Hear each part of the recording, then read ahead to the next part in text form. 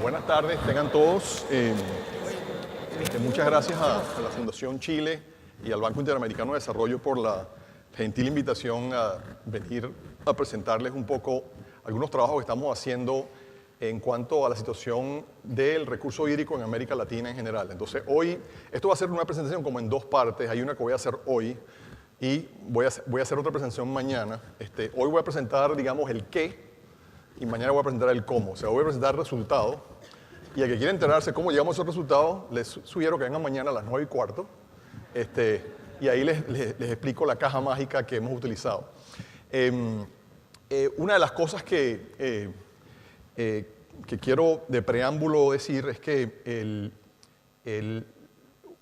y lo vamos a ver en los resultados que estamos obteniendo, y creo que no va a ser sorpresa, pero quizás van a haber algunos aspectos particulares que sí van a ser un poco nuevos que no han visto, es que la manera como gestionamos el agua, no solamente en América Latina, sino a nivel mundial, tiene muy poco que ver con la realidad física del recurso hídrico y tiene más que ver con cómo los seres humanos interpretamos nuestros derechos a ese recurso hídrico. Entonces voy a tratar de hablar no solamente de la parte física del recurso hídrico, sino también de la parte humana y particularmente de cómo los humanos demandamos agua para diversos usos. Esto lo voy a hacer en el contexto de lo que se denomina el nexo agua-energía-alimentos, el cual voy a explicar muy brevemente, y también envolviendo todo esto en el tema de la década o el tema de las próximas décadas, que es el cambio climático. Entonces quiero hablar un poco de eso. Mi nombre es Fernando Miralles, soy profesor en la Universidad de Maryland en los Estados Unidos, fui funcionario del Banco Interamericano de Desarrollo por 5 años y he trabajado durante casi 30 años de mi carrera en diversos países de la región. Siempre soy hidrólogo, siempre he trabajado en el recurso hídrico, soy un enamorado del agua, como lo van a poder ver. Ahora vamos a ver si puedo utilizar este aparato tecnológico adecuadamente. ¿Ves? Ya no lo puedo utilizar, a ver, ¿así? ¿No? Ok. Primero, el desafío llamado nexo ya está presente. Si uno revisa la prensa en cualquier parte del mundo, todos los días hay un problema de escasez hídrica, o escasez energética, o escasez alimentaria, o problemas de los precios de ciertos rubros, tanto de generación de electricidad. El asunto es que el agua, la producción de energía y la producción de alimentos están íntimamente relacionadas. Y una de las cosas que vemos es que nosotros seguimos gestionando el recurso hídrico como si estas tres cosas fuesen independientes. Y después nos sorprendemos de que haya escasez. Y cuando nos agarra un evento de escasez, entonces le echamos la culpa ¿a quién? A la naturaleza. O es la naturaleza, es un fenómeno natural. Es el niño o es la niña, o es la oscilación esta o es la oscilación la otra. Lo que vamos a ver en los resultados de hoy es que en realidad la señal dominante que genera escasez es la manera como utilizamos el recurso hídrico, es la demanda por los seres humanos. No es el cambio climático, no, aunque hay algunos efectos, pero ese no es el efecto dominante. El efecto dominante es que seguimos utilizando el recurso hídrico de una manera que no es sostenible. Y eso estoy seguro que no les sorprende. Otra cosa importante es que estamos acostumbrados a pensar en sectores. Los países piensan en sectores. En todos los países hay un Ministerio de Agricultura, hay un Ministerio de Energía o algo parecido, hay un Ministerio de Agua o algo parecido. Y estos silos son silos que nosotros hemos creado institucionalmente para gestionar estos recursos, pero que no tienen nada que ver cómo físicamente se comportan estos recursos. Entonces, el otro tema que es importante es que, además de eso, cada uno de estos sectores hace sus propios planes en paralelo, como si los otros sectores prácticamente no existieran. Entonces, aquí hay algunos ejemplos, y esto no es nada más, nuevamente, esto no es nada más de América Latina, esto es un fenómeno a nivel global, pero que en América Latina tiene algunas características particulares por la presencia de recurso hídrico. Pero, por ejemplo, sabemos que tenemos que alimentar... espérate, creo que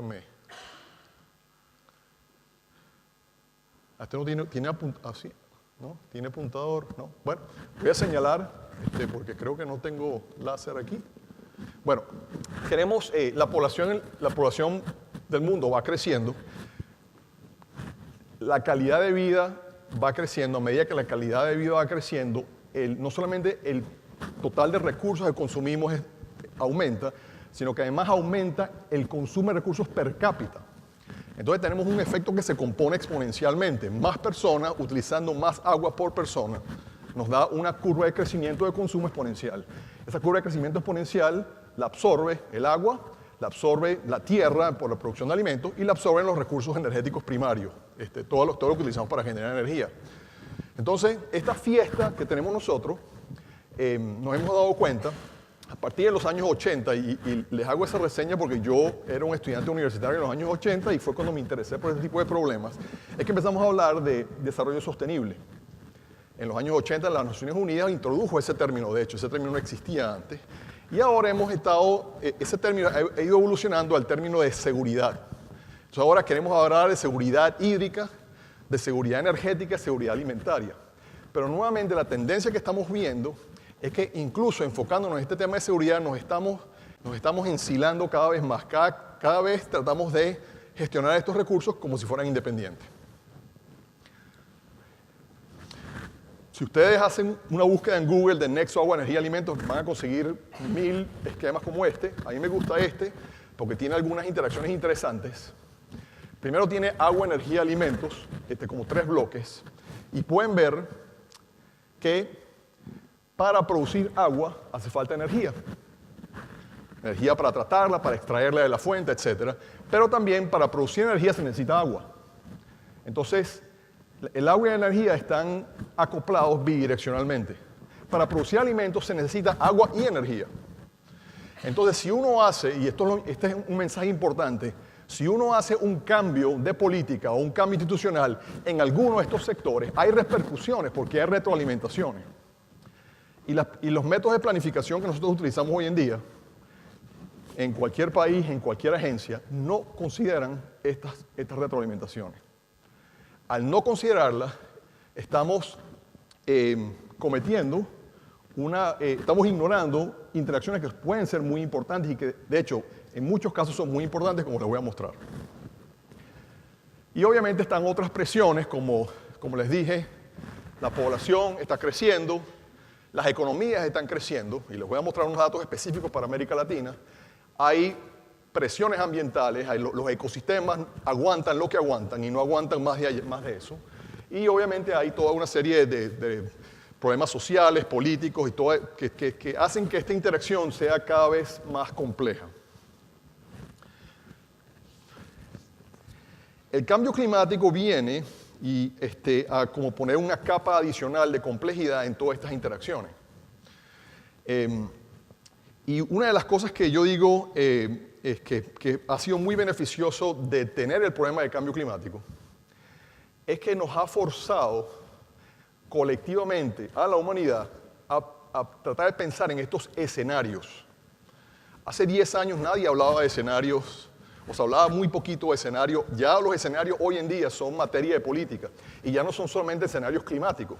Aquí en Chile se han hecho escenarios hídricos, se han hecho escenarios energéticos. En muchos países de la región, en otras partes del mundo, ya se ha instaurado una cultura de pensar en escenarios y yo creo que eso es muy beneficioso. Pero obviamente ustedes posiblemente ya han visto estos escenarios. La razón por la cual traigo a colar el cambio climático es porque la política de cambio climático hoy en día es una política casi que global. En noviembre del año 2015, 190 y tantos países en París firmaron un acuerdo a comprometerse a la reducción de emisiones de gases de efecto invernadero para tratar de mantener el cambio de temperatura hacia finales de siglo a 2 grados o menos. ¿Okay? Eso es un paso muy importante. Y es un paso de política que compromete al planeta, o por lo menos pone sobre la mesa, compromisos formales de actuar. Si se van a hacer, cuándo se van a hacer, quién lo va a hacer, quién lo va a pagar, son preguntas muy diferentes, pero por lo menos hay un compromiso en la mesa. Y quiero enfocarme en ese tipo de política para ilustrar el impacto que tienen los compromisos que asumieron los países en el Acuerdo de París, en Latinoamérica, con respecto al recurso hídrico. Una pregunta muy sencilla. O sea, Chile puso en París en 2015 un compromiso sobre la mesa. Así es como yo voy a reducir mi emisión. Mi pregunta es, ¿cómo impacta eso el recurso hídrico, no solamente en Chile, sino en la región? ¿Okay? Y vamos a responder esa pregunta. El Acuerdo de París, para que lo entiendan un poquito así en una sola lámina cuantitativamente, establece trayectorias de emisiones de gases de efecto invernadero, compromisos al 2030, compromisos un poco más suaves al 2050 y de ahí en adelante es por definir. Entonces aquí hay algunas trayectorias que nosotros analizamos. Este fue un artículo que se publicó, de hecho lo logramos publicar en la víspera del arranque de la reunión de París y recibimos mucha publicidad por eso. Pero la idea es la siguiente, ¿no? Hay escenarios agresivos de reducción de emisiones, esa línea que baja, ¿okay? Y esa línea que baja resulta en distribuciones de probabilidades del incremento de la temperatura que pueden llegar incluso a a 1,5 grados en vez de 2 grados. Si de verdad nos abocamos a reducir emisiones, eso es posible. Si seguimos por una trayectoria, digamos, olvídense de París, yo no quiero hacer nada, yo quiero seguir viviendo de mis combustibles fósiles y todo este asunto, entonces ya la distribución de temperatura nunca vas a alcanzar 2 y vas a llegar más quizás a 4 o incrementos de temperatura mayores. Entonces la idea un poco es tratar de capturar qué significa este esquema general a nivel de país y a nivel de los recursos. ¿Okay?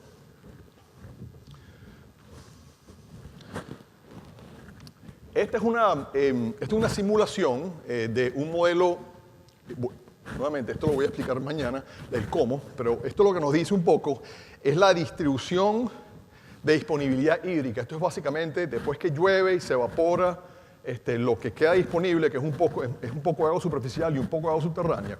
Si uno agrega eso a nivel de píxel, en la región de América Latina y el Caribe uno ve algunas tendencias que más o menos ya conocemos. El norte de México, el noreste de Brasil, el norte de Chile, ¿okay?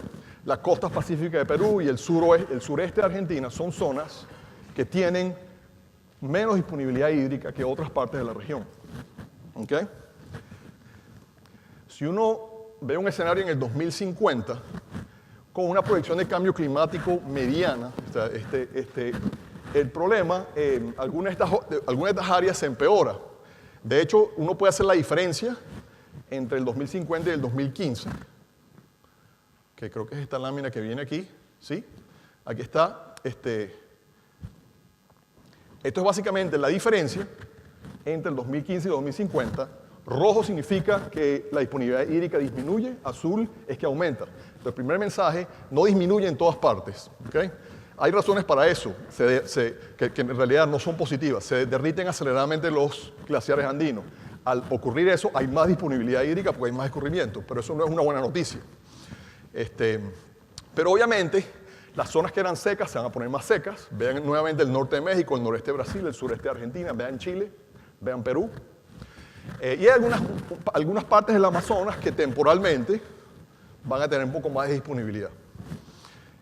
Como los efectos del cambio climático no son iguales a lo largo de la región, eso implica que las políticas que se implementan deben tener en consideración estos impactos.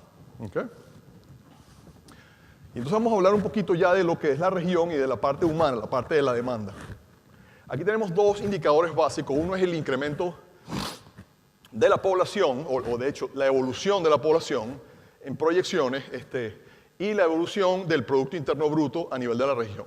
Entonces hay dos señales aquí. La primera, la población aumenta más o menos hasta mitad de siglo, después se estabiliza un poco y después de hecho empieza a bajar, y eso son proyecciones que son más o menos aceptadas ya globalmente. Pero las economías siguen creciendo. La pretensión y los planes económicos de todos los países es seguir creciendo económicamente. ¿Okay? Entonces esto tiene un impacto nuevamente en lo que venía hablando. Incremento de la población significa más consumo bruto de recursos. Crecimiento económico significa más consumo per cápita. Esto fue parte de un estudio que hicimos con el Banco Interamericano de Desarrollo acerca del incremento de la demanda hídrica para estos tres usos básicos: agua y saneamiento, producción de alimentos, agricultura y generación de electricidad, que es básicamente el grueso de la producción energética. Cuando uno ve, lo totaliza, la región para el año 2000, a finales de siglo, la región va a consumir el doble de agua de lo que consume ahora, o lo que consumía en el 2015. Básicamente vamos a pasar de A a 2A en unos 80 años. En eso se reduce ese incremento poblacional y ese crecimiento económico en términos de la producción de agua. Y ahí está la distribución por país, más o menos estimada. Yo les comparto la presentación, además que esto está publicado en un trabajo que hicimos en el BID. Ahora vamos a ver esto. Voy a comparar dos escenarios, o dos tipos de futuros posibles. Un escenario que voy a llamar de referencia, que es básicamente, referencia significa no vamos a adoptar políticas de cambio climático. Punto. ¿Okay? Olvídense de París, muy caro, muy costoso, no nos interesa, etc. Créanlo o no, hay países que piensan así, inclusive en el que yo vivo. Y en la derecha es la demanda de agua, considerando los compromisos hechos en París por todos los países de la región. ¿Okay? Tenemos algunos países diferenciados en lo que hemos hecho estudios específicos. Está Colombia, está Brasil, está Argentina, está México. Desafortunadamente no hemos hecho Chile todavía, pero creo que de Chile van a escuchar un poco más adelante. La primera reacción que tiene la gente cuando ve este gráfico es, parece que la demanda de agua, cuando implementamos política de cambio climático, es mayor a si no la implementáramos. Eso parece casi que contraintuitivo, ¿cierto? La demanda de agua, cuando implementamos las políticas, va a ser mayor que sin implementar las políticas. ¿Okay? Este es un resultado que es un poquito sorpresivo, pero cuando uno se pone a pensarlo detenidamente, no es tan sorpresivo.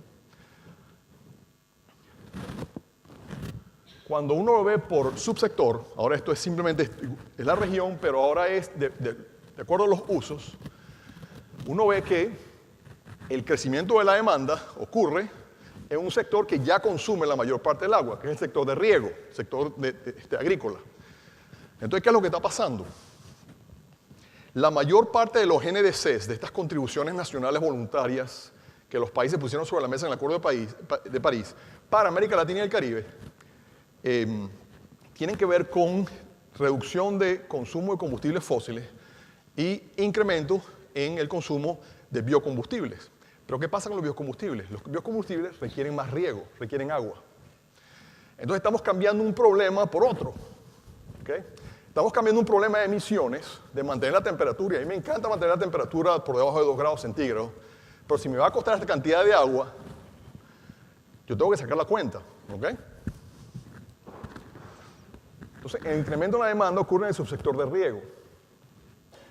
Esto no es un resultado nuevo para la región. En los Estados Unidos, cuando hace unos 10 años, sí, más o menos, unos 10 años, Estados Unidos empezó una campaña muy agresiva con la administración de Barack Obama de incrementar las energías renovables, precisamente para evitar la dependencia del consumo de combustibles fósiles que venían mayormente de importaciones del Medio Oriente, de Venezuela, donde soy yo, y de otros países.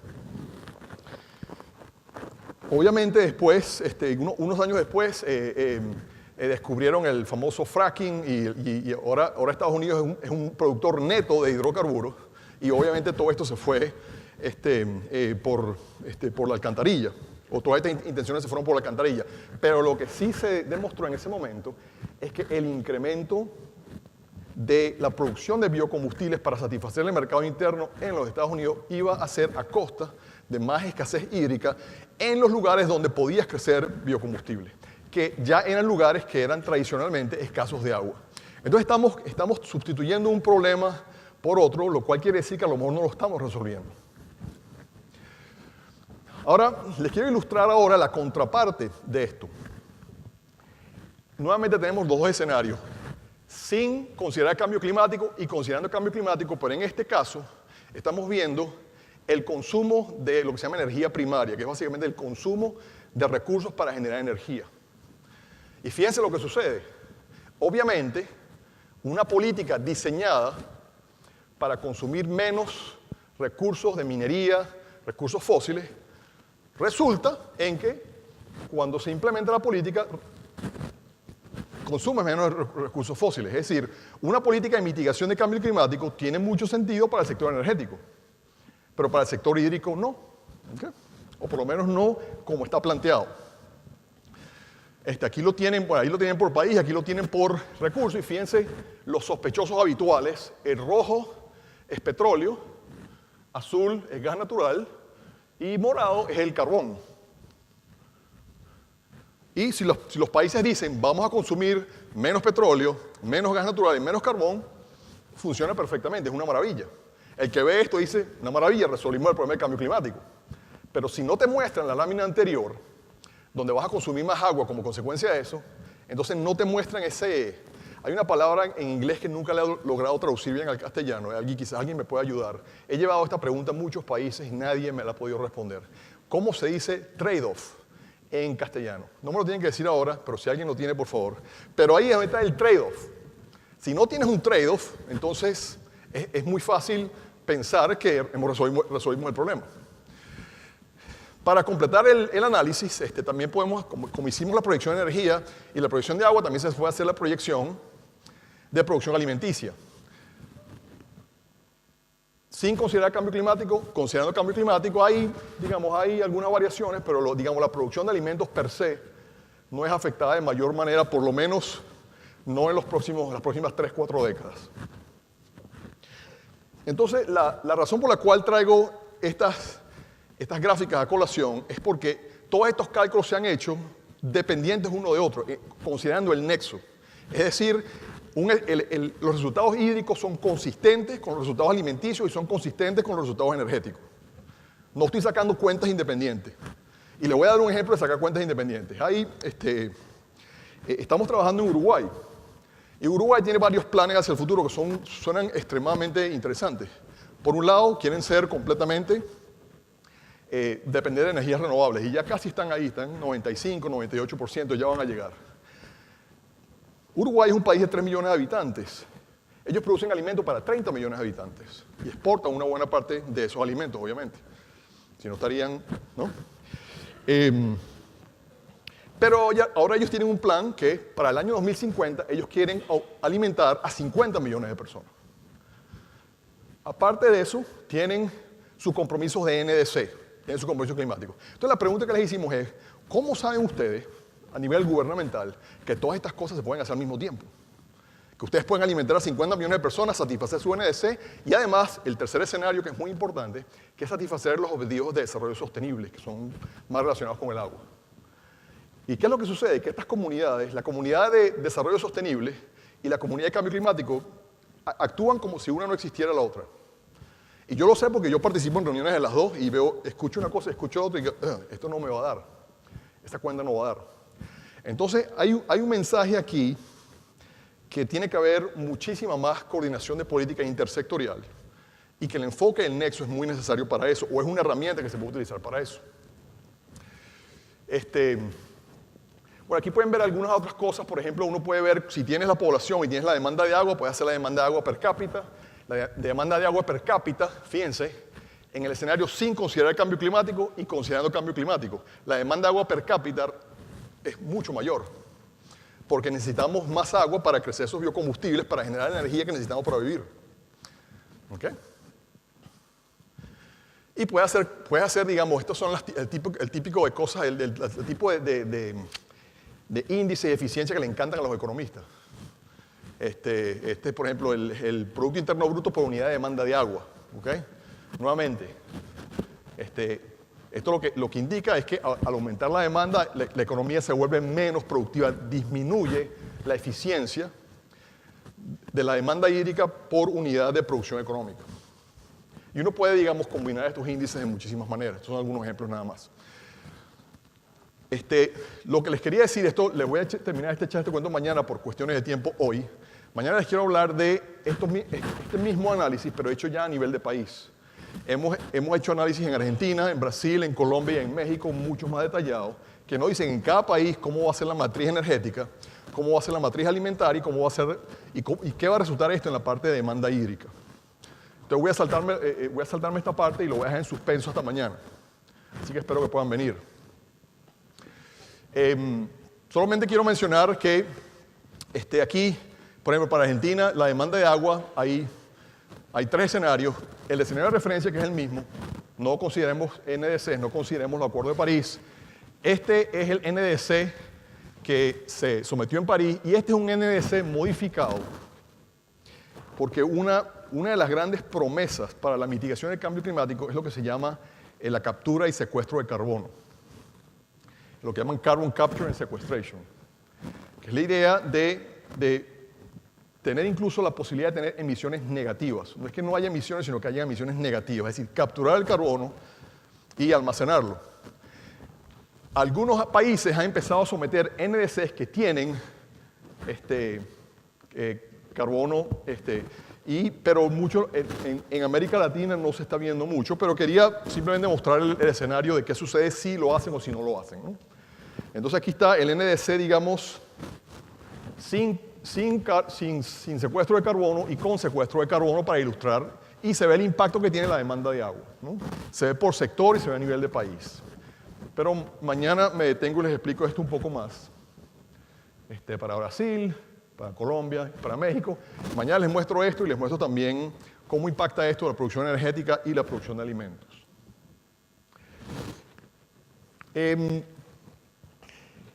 Este asunto del nexo no se trata de un problema solamente ambiental. O sea, el problema del agua no es un problema ambiental, el problema del agua es un problema económico,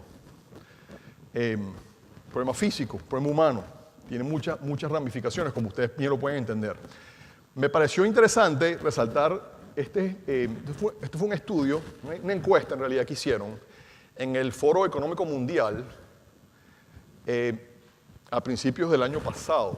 Esta es esta reunión anual que hace el Foro Económico Mundial, se van para Suiza, para Davos, y se reúnen los líderes de las empresas privadas más voluminosas del mundo.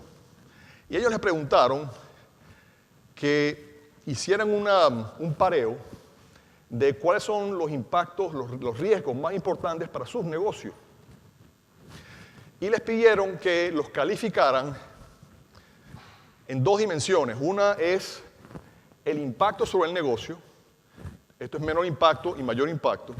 Y esto es la probabilidad de ocurrencia. Menor probabilidad de ocurrencia o mayor probabilidad de ocurrencia. Percepción. Es la percepción de los líderes del sector privado.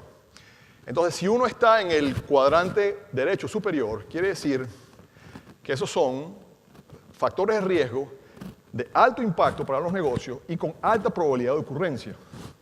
No sé si pueden leer esas letras, yo ciertamente no las puedo leer sin mis lentes. Pero si ustedes ven ahí están las crisis de agua, desastres naturales, extremos eventos. Todo esto que tiene que ver con el nexo agua, energía, alimentos, son factores de alto riesgo, percibidos no por los gobiernos, no por los ambientalistas, no por los izquierdistas. ¿Okay? Esto es algo de verdad que los líderes de las empresas privadas están diciendo, esto es lo que tiene mayor probabilidad de impactarme a mí como negocio. Esto es Coca-Cola, esto es Nestlé, son las empresas grandes de producción de alimentos, de generación de energía, las empresas petroleras, están ahí, Shell, Exxon. Todos nos están diciendo, nos están dando un mensaje bien contundente de que esto hay que prestar atención. Entonces aquí los dejo con algunos mensajes. Primero, que el problema de la seguridad hídrica, particularmente cuando nos enfocamos ahora en el problema del agua, tiene que ser visto de un enfoque mucho más amplio. Porque cualquier decisión que yo tome en el sector de energía, por ejemplo, y el ejemplo de cambio climático es el más patente, cualquier decisión que yo tome en el sector alimentario, cuando Uruguay dice yo voy a alimentar 50 millones de personas en los próximos 30 años más, cuando el Banco Interamericano de Desarrollo dice que América Latina va a ser la canasta alimentaria del resto del mundo, alguien va a tener que pagar esa cuenta. Y uno de los actores clave que va a pagar esa cuenta es el agua, porque el agua está involucrado en la producción de estas cosas. Entonces, una cosa muy importante es que las soluciones sectoriales siempre van a ser subóptimas. Si yo abordo el problema del agua desde el sector del agua, voy a tener una solución que no va a funcionar a mediano plazo, no va a ser sostenible, a menos que yo traiga a los otros sectores. ¿Okay? Eso es un mensaje importante. Sin embargo, los sectores siguen avanzando en estos silos. Y tenemos lo que yo llamo el síndrome de la ensalada de acrónimos. Tenemos los NDCs, tenemos los SDGs, tenemos otros que se llaman SSPs, que son escenarios socioeconómicos, y hay toda una serie de... Y cada uno presenta estos análisis y los publican y dicen, esta es la maravilla del siglo, pero hay poca coordinación. Entonces creo que hace falta, y digamos, yo soy investigador, y siempre digo, soy investigador, yo me dedico y me gano la vida equivocándome. Ese es mi trabajo es equivocarme para tratar de conseguir las respuestas correctas. Eso no quiere decir que todo lo que les he dicho hoy está perfectamente correcto, pero hay algunas luces básicas que nos dicen, por ejemplo, aquí hay ecuaciones de conservación de masa, de conservación de energía, aquí hay física. ¿Okay? Cuando hacemos cosas que violan la ley de la física, violan la ley de la biología, nos vamos a equivocar, va a haber escasez. Esto es un poquito mejor. Hay que desarrollar oportunidades de sinergia. Aquí puse conflictos en vez de poner trade-offs, para ver qué tal caía la cosa, pero no es exactamente lo mismo. Y en América Latina en particular, un problema que me preocupa es este incremento de la demanda. Porque tenemos esta cosa, a mí me lo enseñaron en la escuela, y estoy seguro que muchos de ustedes también, que nosotros somos ricos de agua, de la región. Tiene el escurrimiento más alto del planeta, etcétera, etcétera. Pero ya vimos que no es así en todos los lugares. Ciertamente no es así aquí en Chile. Entonces, ¿cómo gestionamos esa demanda de manera de que primero sea sostenible y segundo sea sostenible en el contexto de satisfacer las necesidades de otros sectores que van a estar ahí, querrámoslo o no? ¿Okay? Entonces creo que van a continuar los retos de acceso, y de calidad, pero creo que nuevamente, volviendo al tema de los escenarios, y yo creo que esa es la parte positiva, de que esta tendencia de desarrollar escenarios anticipativos para planificar, para gestionar, conjugando factores locales, regionales, globales, creo que nos va a ayudar a identificar cuello de botella, que nos va a ayudar a identificar en dónde pueden fallar las cosas, de una manera un poquito más, que nos dé un poquito más de marco de acción en el tiempo para que podamos actuar. Creo que el cambio climático es una buena palanca de estímulo para entender cuáles pueden ser los impactos, pero ese no es lo único que está sucediendo. Y les puedo decir, y mañana se los voy a decir en mucho más detalle, que en el caso de América Latina, la influencia del cambio climático con respecto a los recursos hídricos es así, y la influencia de la demanda humana es así. Este es el factor que tenemos que domar, en cierta manera. Creo que lo voy a dejar ahí. Muchas gracias a los patrocinantes. Este trabajo patrocinado por el Banco Interamericano de Desarrollo y algunas otras organizaciones que financian nuestras investigaciones en los Estados Unidos. Y les doy muchas gracias por su atención.